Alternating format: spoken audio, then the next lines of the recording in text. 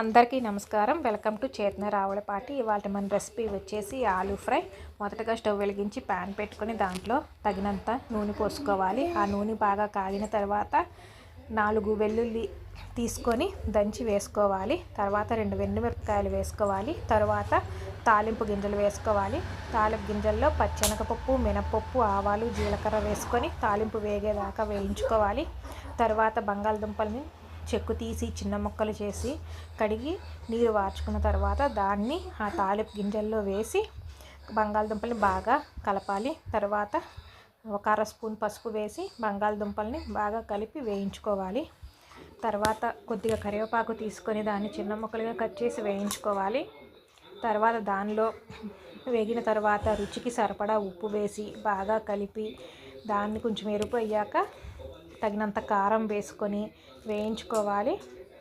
దానిలో కొత్తిమీర కట్ చేసి ముక్కలు చేసి వేసుకోవాలి. బాగా కలుపుకోవాలి. తర్వాత 1 స్పూన్ నువ్వులు తీసుకొని బంగాళదుంప కూరలో వేసి వేయించుకోవాలి. కూర మంచి రంగు వచ్చాక స్టవ్ కట్టేసుకోవాలి.